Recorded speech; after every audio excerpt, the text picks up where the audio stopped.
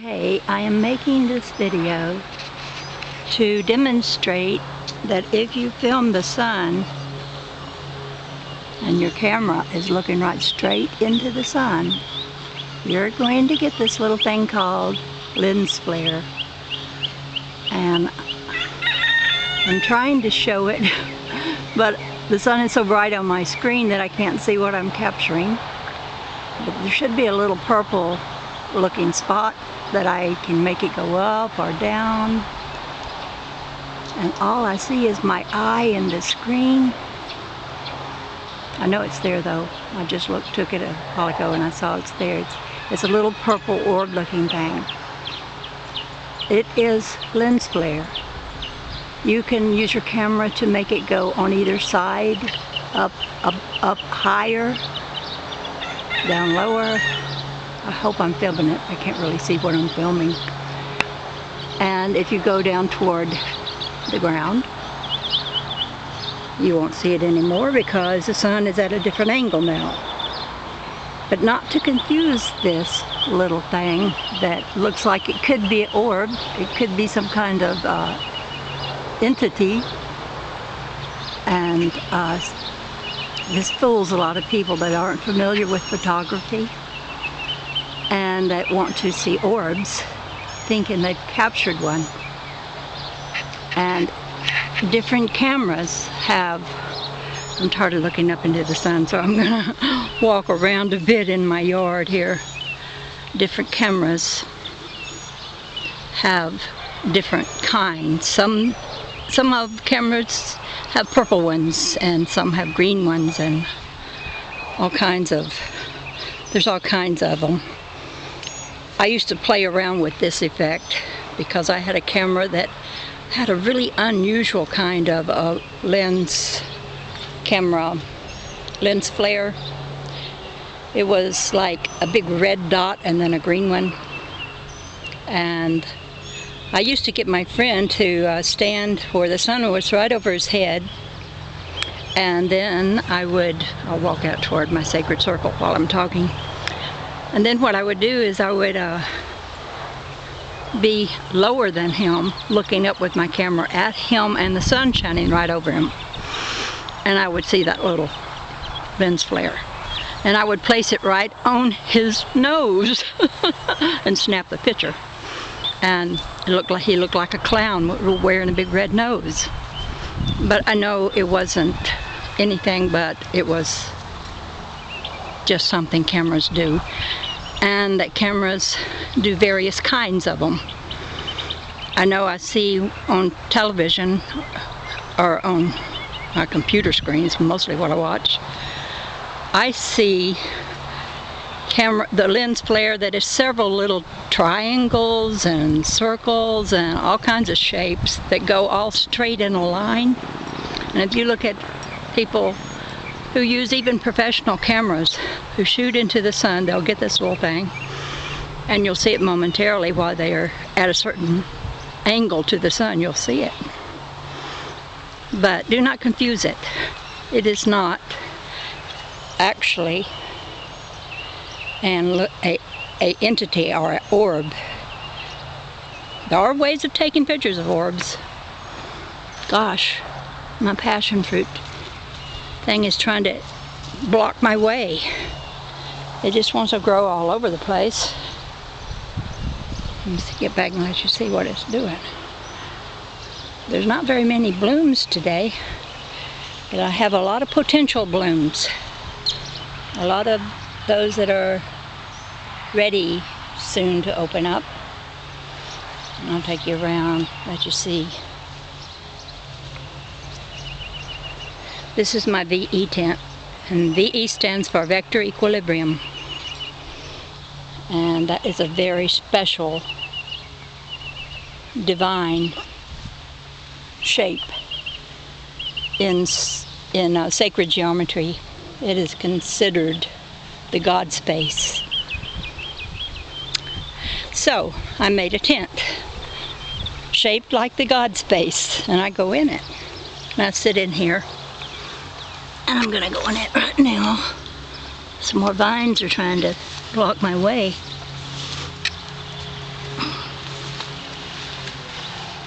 Pardon me huffing and puffing, but I have to bend down low to get in here. And then walk very easily to my chair. Sit down, get my bearings, and there I am. Okay, I will continue talking about the little camera flare. I have seen people's videos where they have this showing and they are amazed. They think it's something like an orb or an entity or some kind of a being of light. But they are just a little bit unfamiliar with taking pictures into the sun. Used to, people wouldn't take pictures into the sun. Now with these digital cameras, we're taking all kinds of pictures of all kinds of things. Just because we can do it so easily, so cheaply, we don't have to even get the picture developed. We can just see it right on our computer screen. And so people are taking pictures of things they would never have taken pictures of before when you have to pay so much for each picture. So now we're experiencing taking pictures into the sun and some of the remarkable things that will make your camera do.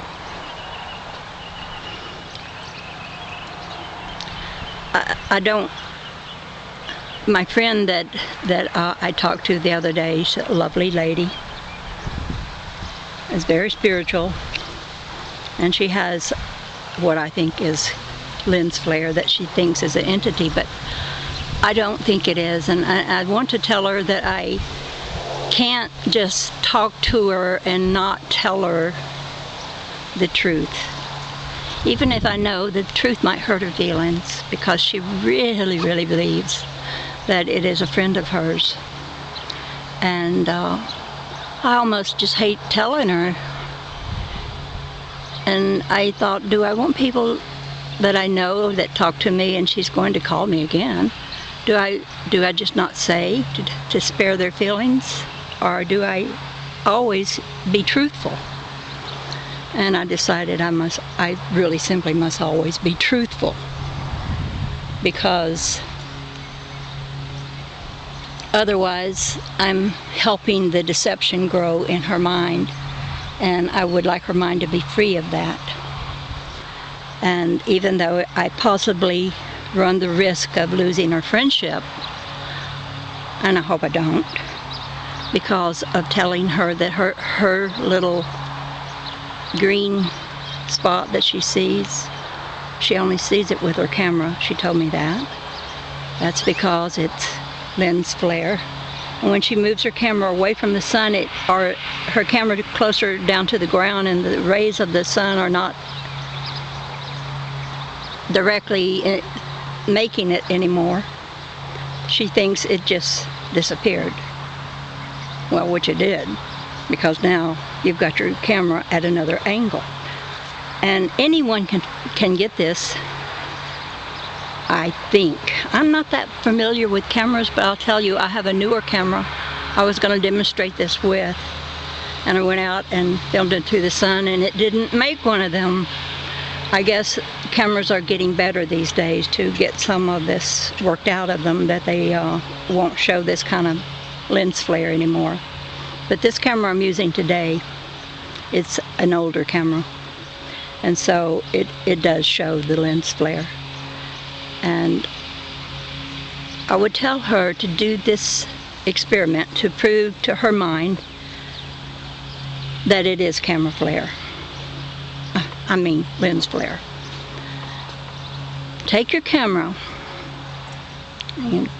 where you can see it again, and then move your camera around so that you make it move up to the top of the sun, over to the other side of the sun, down again, to the right, to the left. You can control this thing by the way you hold your camera. And then make your camera aim toward the ground, and you'll see it come down and disappear, because no longer is your camera focused directly into the sun. Now, if you do this experiment and you find that out to be true, then perhaps you'll understand that it's not a little entity that just plays with you and everything. It's a feature of the camera. And I know you don't want to hear this. This message is specifically to a person. I won't name her because I don't want to embarrass her. But if I'm going to talk to you on the phone and through email or stuff like that, or in the comment sections, I do think it is so important to be truthful, even if sometimes the truth hurts, because the truth does hurt sometimes. It does.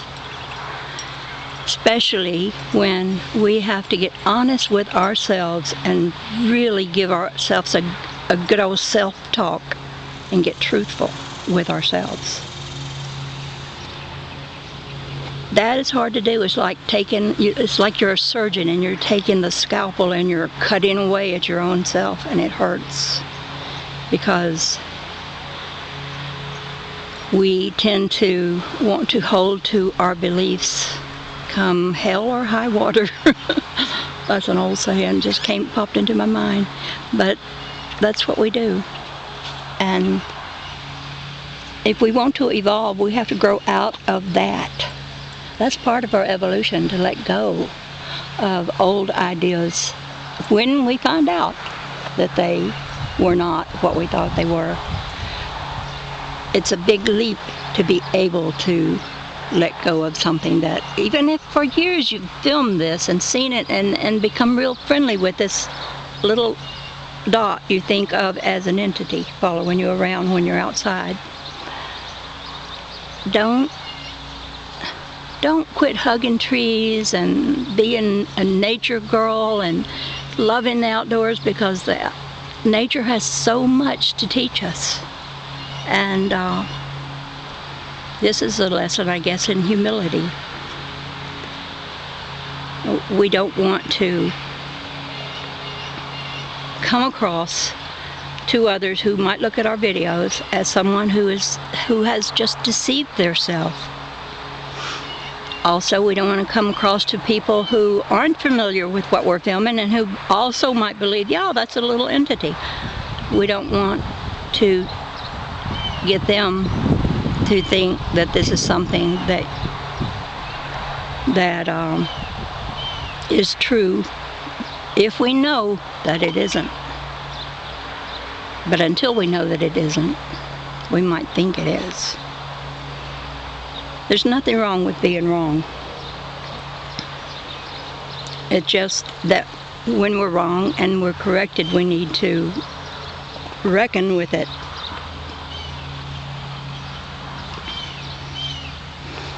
I put this little plant that was doing so poorly. Every leaf on it was rotting, turning rotten, because it was still in the pot I bought it in.